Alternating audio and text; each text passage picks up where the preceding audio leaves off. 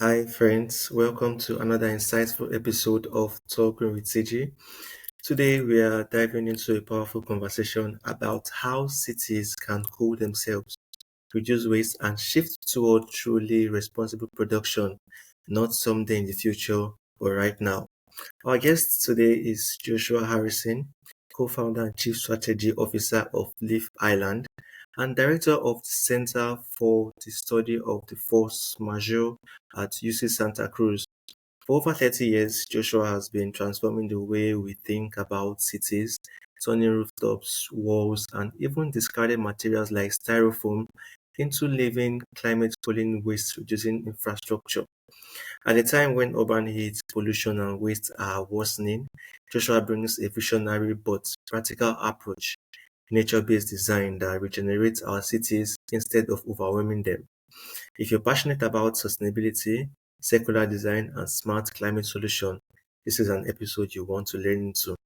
So once again, welcome Joshua to the show. Thank you very much. Thank God.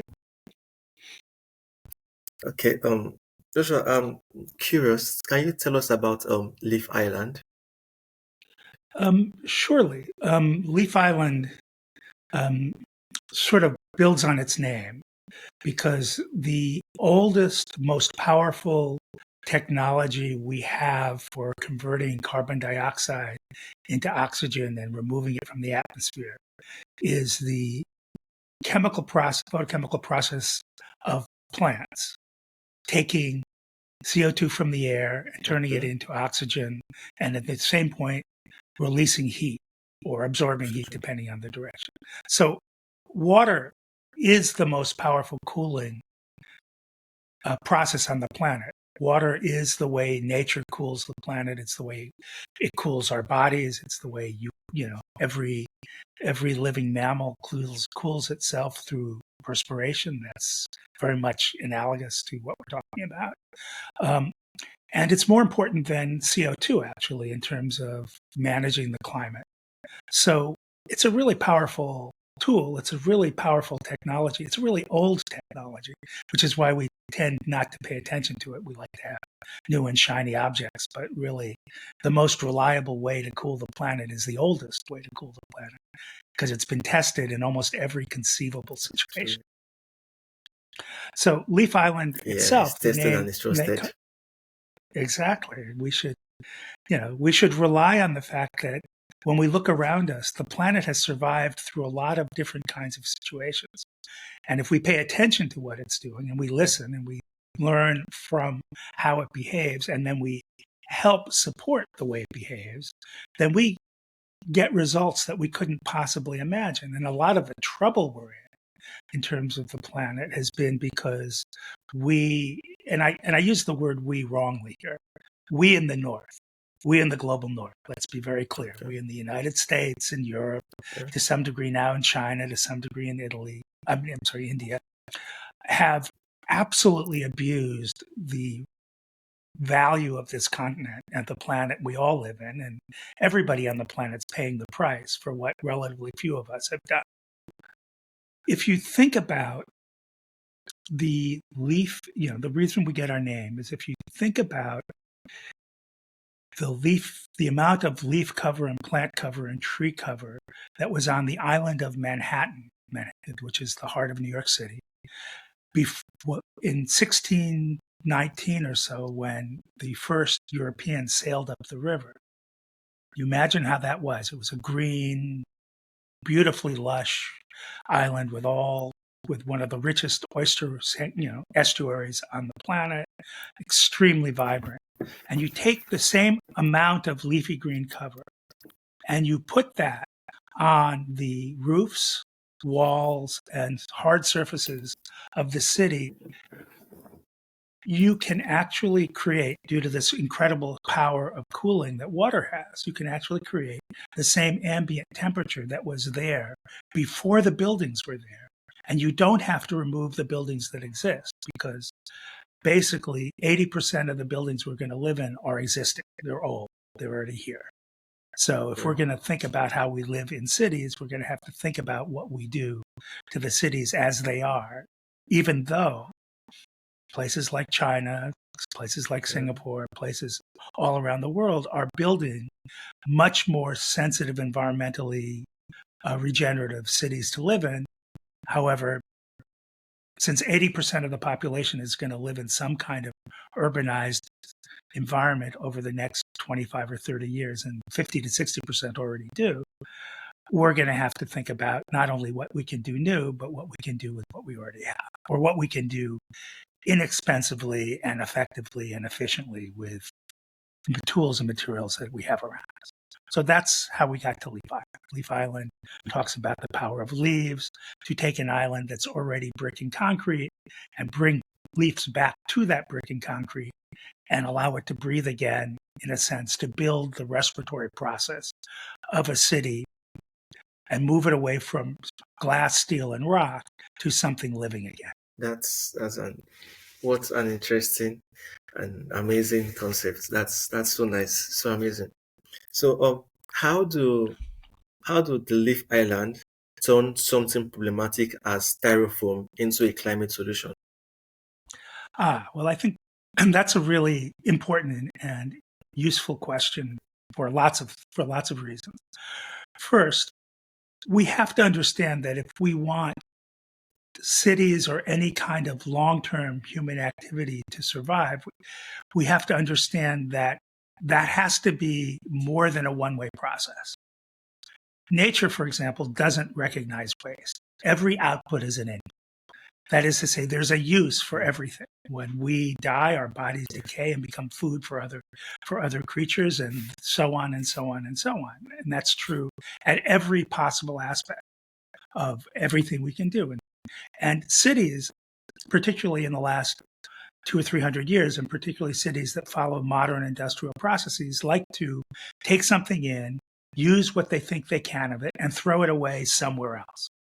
That's a one-way system.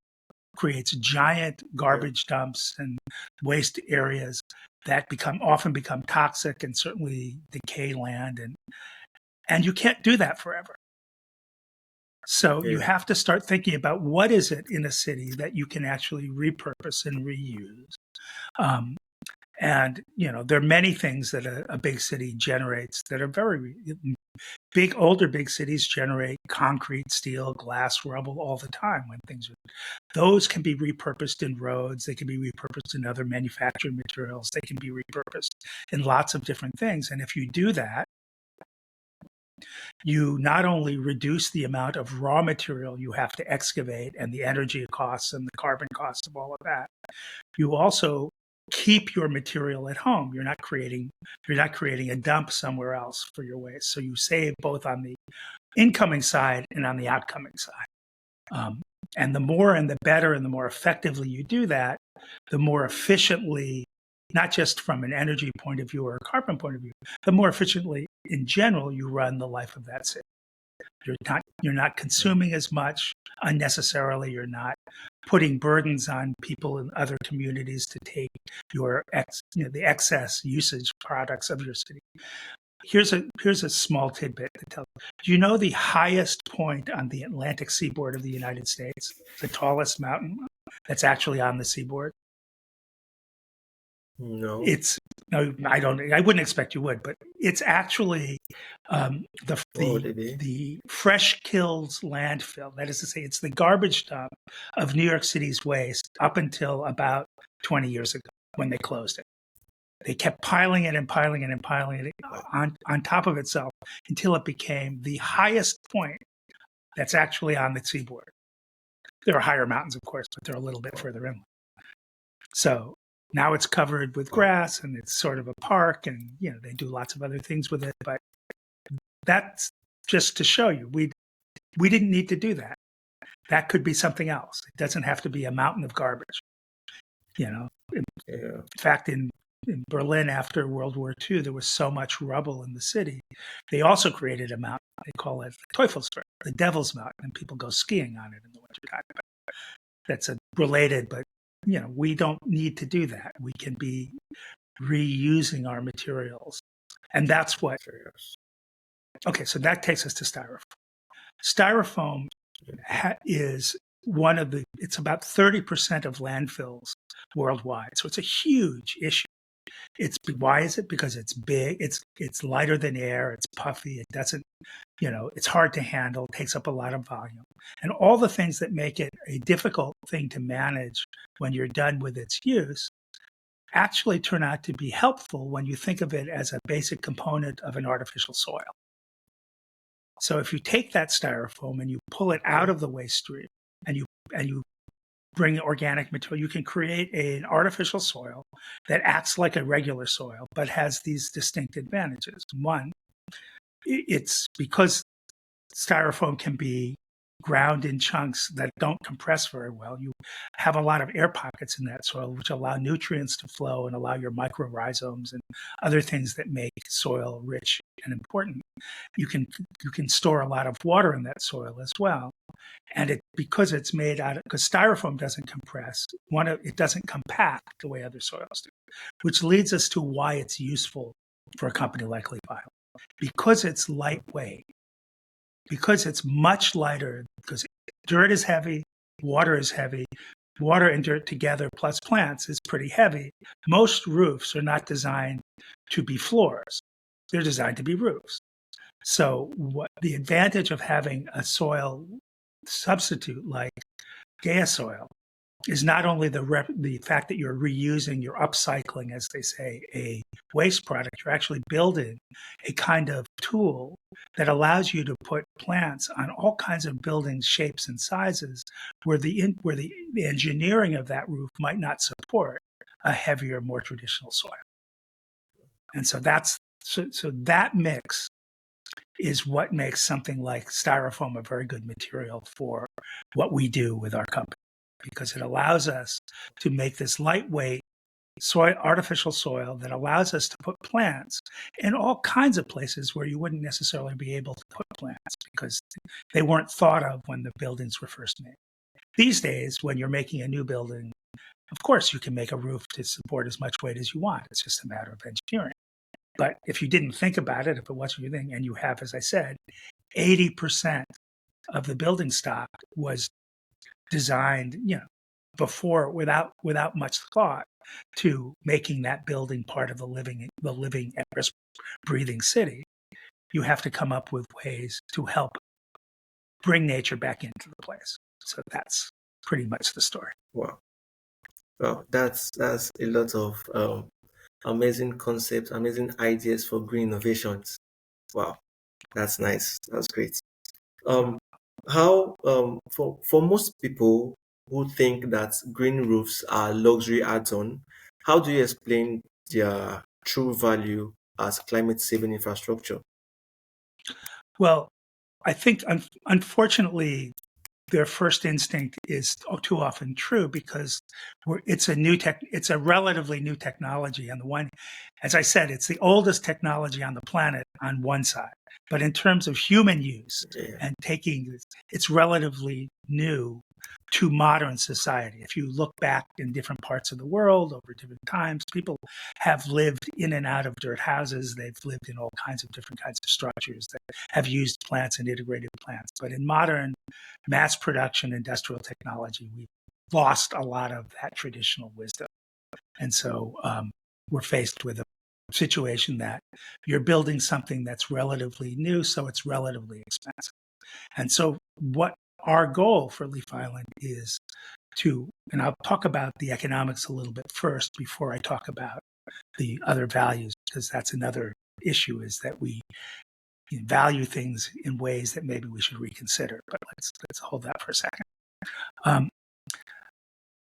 The goal of any technology for universal use is to make it cheap, inexpensive, and easy to use.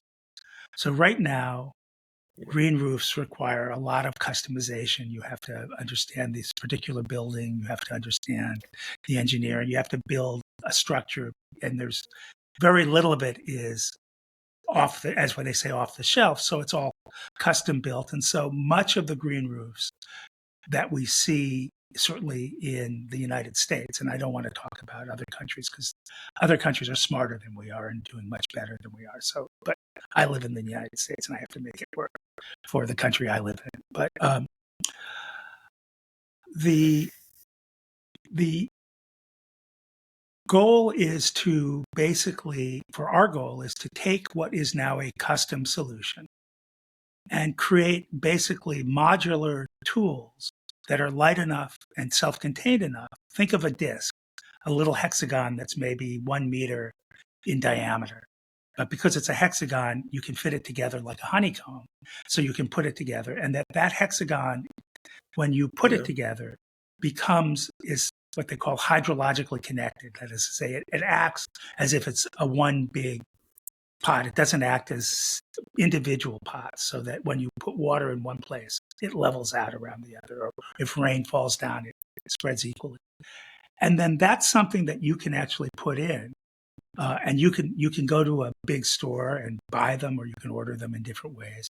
And you and a couple of tradespeople that don't need to be highly skilled, or can learn how to do it and install it yourself. And because it's a hexagonal shape, it can adapt itself to many, many different kinds of roof shapes and sizes. It isn't quite yet ready for these. Still all have to be relatively flat, although there are ways to put terracing on to make sloped roofs work. So, we aren't yet ready. We aren't yet easily available to hit every kind of building. We just can hit a lot of the kinds of buildings. And the goal for that is to reach what you might call an immunity. That's to say, enough coverage so that the other benefits of plants become very, very available. And here are some of those benefits. First and foremost, for the building owner, just the limited benefit for the building owner is that when you put a roof on your building, you gain several things immediately. First, that roof cools you in the summer. You can take, typically 20 to 25% of the cooling of the building gets reduced. And at the same time, it keeps you warmer in cold climates, so that you can insulate. It acts as an insulator in the winter, and it acts as a heat absorber in the summer. So, and depending on, and since when you plant it, you're always going to be planting it with native species from your area. So the plants themselves are adapted to it. So you benefit from one of the major causes of death in cities now is direct and indirect offshoots of heat. They call cities heat islands because a city is frequently much hotter than the surrounding countryside, in part because there's no plants and because it's glass and steel and metal, and they all absorb sunlight and get hot. But if you had plants around them, they wouldn't be absorbing the sunlight. The sunlight would be absorbed by the plants, and the heat would be cooled by the evapotranspiration, that is to say, the water vapor coming off of the plants as part of photosynthesis, which is the same thing that's in an air conditioner. So basically, plants work as giant diffuse air conditioners if we let them.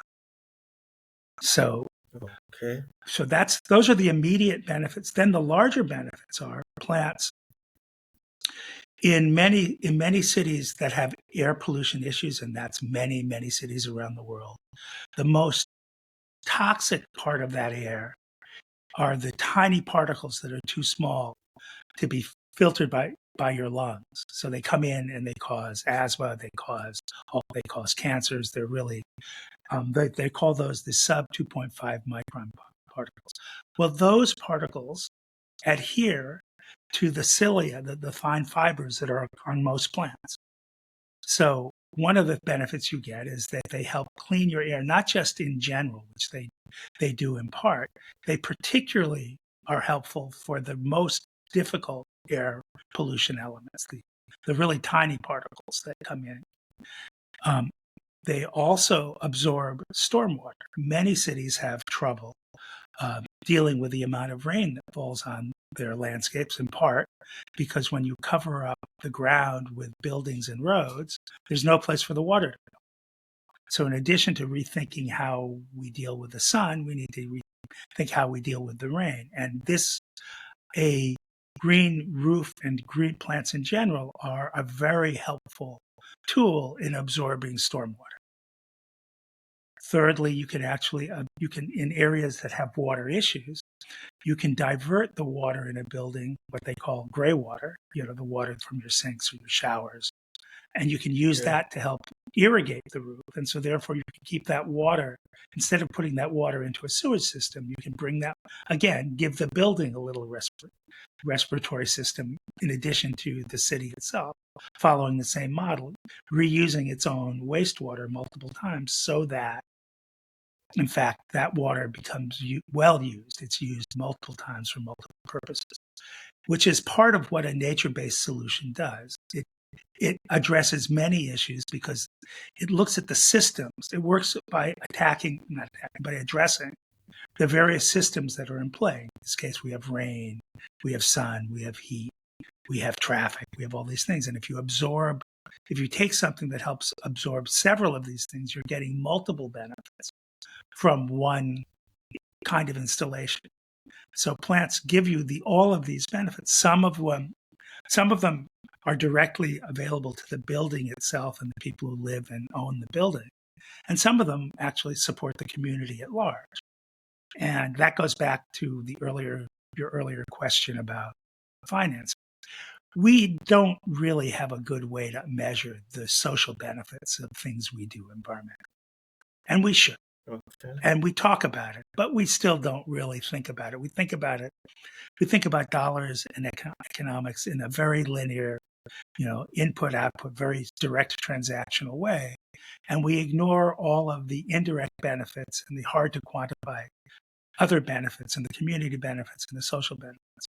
And so those benefits are there, but we don't capture them in our calculus of what's good and what's bad. But historically, people did.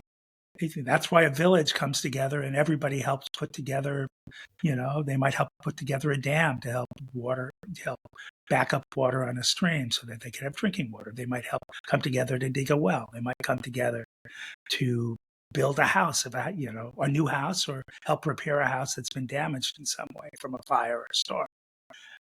We understood those things in many parts of the world. We still do. But in our standard economic models that are in use sort of in international business, we're very... I hope sometime, going forward, you're going to make it more affordable to everyone. Yeah. Well, Yeah. there are many things you Hopefully. can do yourself. And there are many things that don't require okay. great expense. They do require your time and energy. For example, you can put a garden Okay. anywhere and you'll get some of those benefits. Not only will you get those benefits, if you put a food garden, you also get food. That's pretty valuable. And that really doesn't cost very much. And it doesn't take very much space. So that's something that you don't need. That's there. You can look at how, again, you can do many of the kinds of simple things to live. Even if you live in a city, you can take advantage of some of the natural systems around. You can work with your people in your community, in your block, in your street, and plant trees. You can work with community in block in your street and take an abandoned lot of some sort and help convert it into a community garden.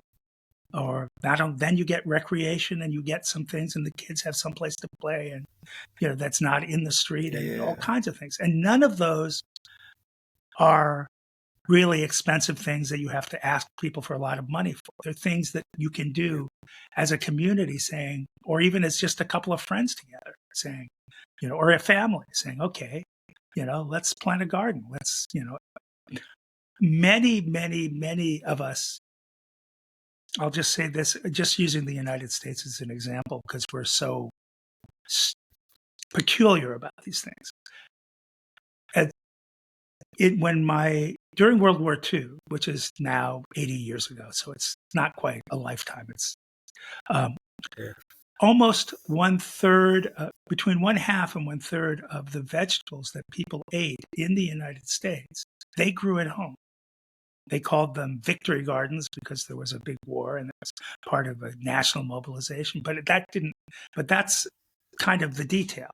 The fact is that they lived in big cities like New York, which had a lot of much more industry than it does now, much harder to imagine growing things than you can now. They did that in places that were much more spread out. They did it in all kinds of places. You can grow. We don't take into consideration how much we've created this international set of food chains, and we could break some of that by becoming more local. It's cheaper, it's fresher, it's better. And I imagine there's a lot of it going on around you anyway. Just take advantage of it and build more.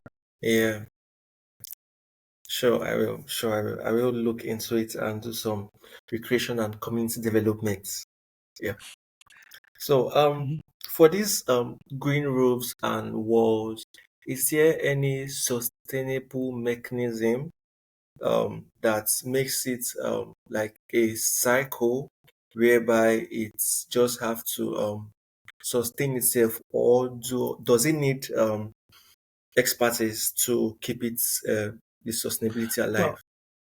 okay. Well, I think it's that's a really useful question and good to think about. Um, every living process that we do as people and as humans involves some kind of caretaking or stewardship. Yeah, So it's not so that I think it's more helpful to think about what it is that we're doing, why it is, and how we can be good at what we're doing and smart at what um, think about this. If you're building a house out of concrete or you're building a dam or you're doing something, you're using the most common material on the planet except for water. yeah, Water is the most common material that people engage with. The second most common material is concrete. Concrete itself is responsible because it takes heat to produce 5 to 7% of the greenhouse gases globally. And everybody on the planet, almost everybody around the world, certainly everybody in cities, is using concrete.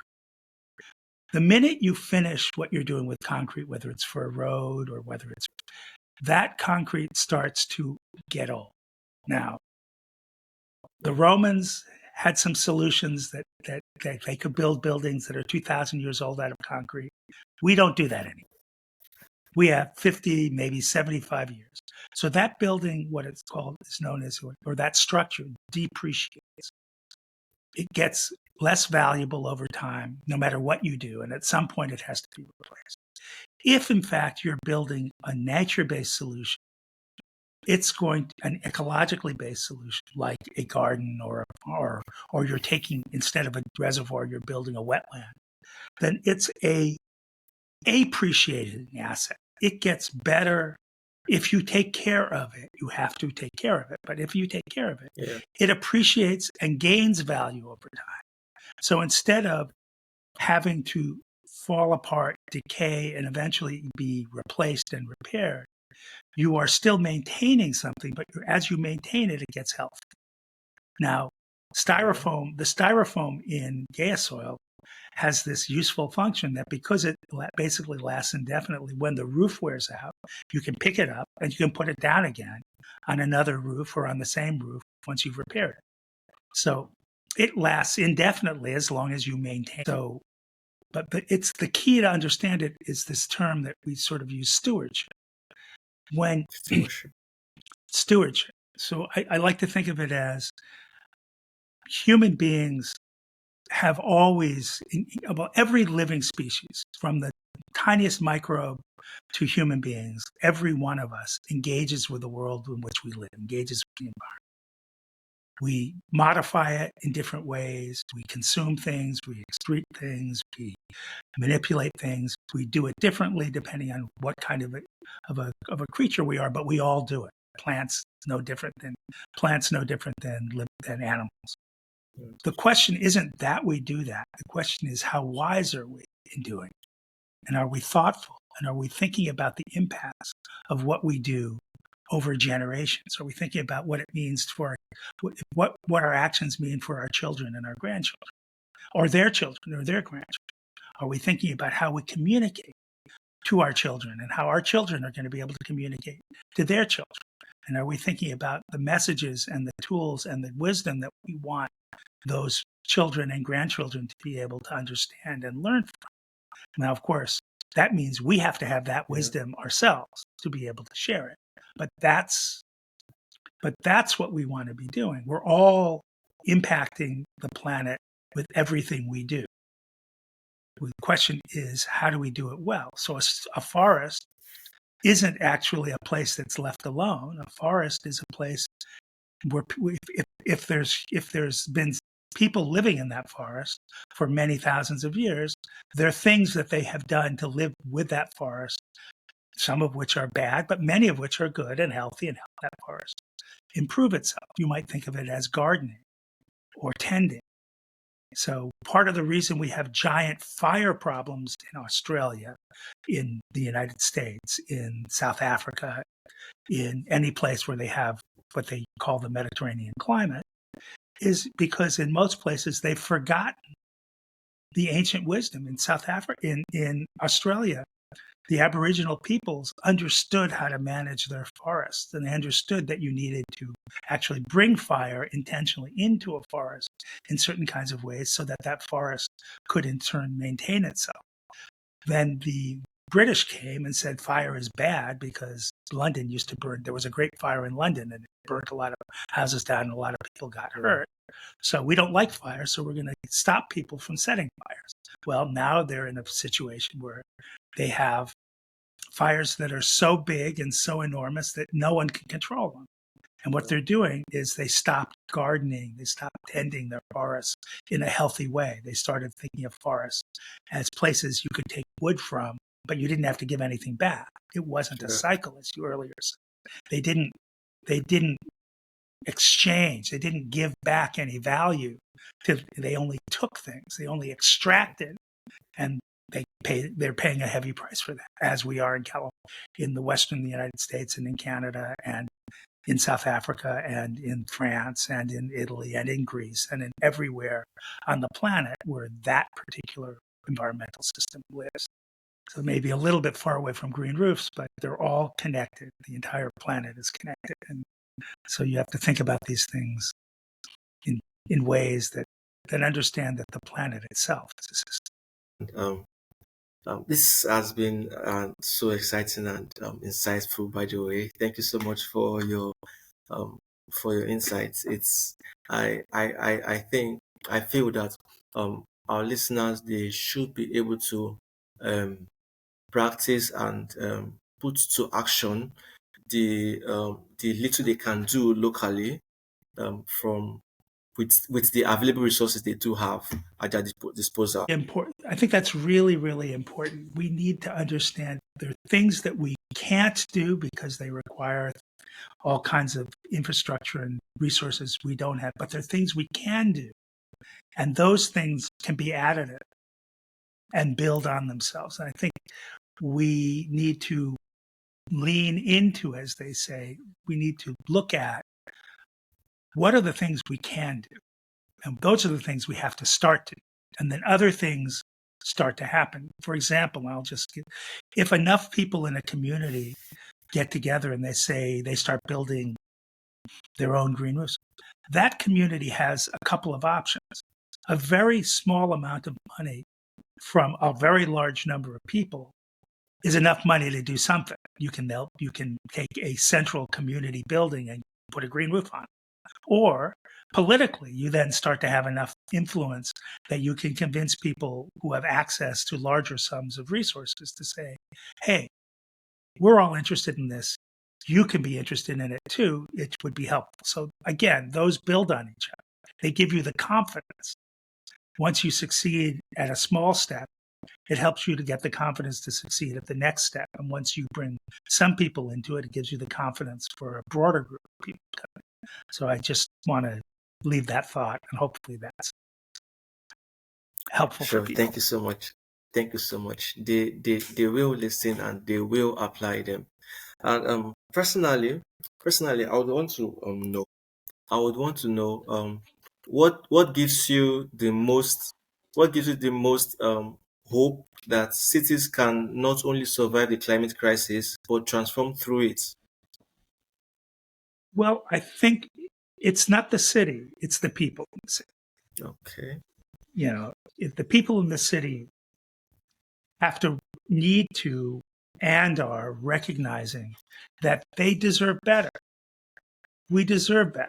And they need to ask for it in different ways. And that's different for the different communities around. But we need, the COP process, which just finished in Belém, left with kind of a bittersweet taste for most people. Instead of governments looking like they were going to continue to build on progress in the past, they walked away without any hard commitments for most people.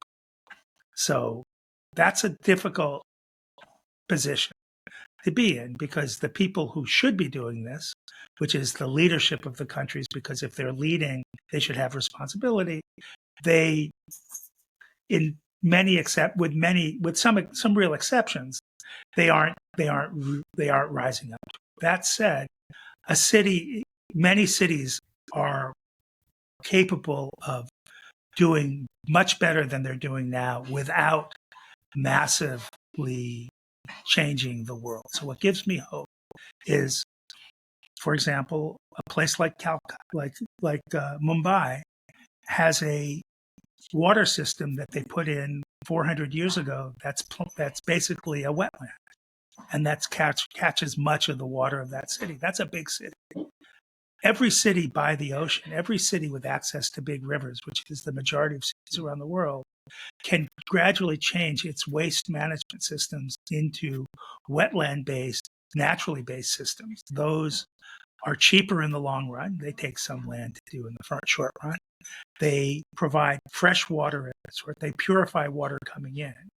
And what is one of the biggest ways to improve people's health? Clean water, sanitation. So it's not just a pollution issue. It's not just rather a climate issue. It's a well-being of life issue that can happen. What's, clean, better than all of the medicines in the world, as important as they are, as great as they are, won't save half as many lives as clean drinking water and clean sanitation for the bulk of the world. So that's one thing Wow. people can look at. That's one of the many things people can look at. But the other thing we can look at is building the networks in each community that say they want to do something, that start at the local level. There are many, many aspects of cities that aren't very well managed, but they could be. You could take, you could start to plant trees in communities that are basically, informal housing. Informal housing doesn't mean you can't have gardens. Informal housing doesn't mean you can't have trees. Informal housing doesn't mean you can't have community centers. It just means that you don't have a lot of money to build the house. Yeah. Yeah. You know, Yeah. so those are things that people can start to do. And I think that we as a civilization, we tend to wait until beyond the last minute before we respond. And that's not great, but it doesn't mean we won't respond. It does mean that I think the larger sense of humanity is getting closer and closer, and the bad actors, the people who are responsible, is a smaller and smaller group. Now, the virtue of that, they have superficially more and more power, but they're also more and more unstable and more fragile, because the more limited they are, the more controlled they are, the more they can fracture, and the less Yeah. actually stable they are. And so those are all pieces. I don't have a great answer, but my answer is always in building your community and making and that because that's what's in your ability to manage. The people around you, your family, your neighbors, the people you work with. That's the community. That's the place to start. Yeah. Yeah. So thank you so much. Thank you so much, Mr. Josh. Um, So if you're listening or you're watching, you've heard it, you've heard it all. You don't need to acquire a massive amount of wealth. You can actually start from where you are. You can start with planting gardens, planting trees, community development, and these all have both short-term and long-term gain and benefits. For the short-term benefits and gains, you get the um, cool environment in the summer periods, and you get also it keeps you warm during the winter and cold seasons too. Then on the long run, it helps this environments help you filter air pollution and also absorb stormwater and all that. So you need to start acting. Start acting. You don't need to wait for when it's too late before you start acting. So start acting now. Now. So thank you so much, Mr. Joshua. It's been an amazing conversation all the way. Um, Thank you for tuning into this episode of Talking with TJ.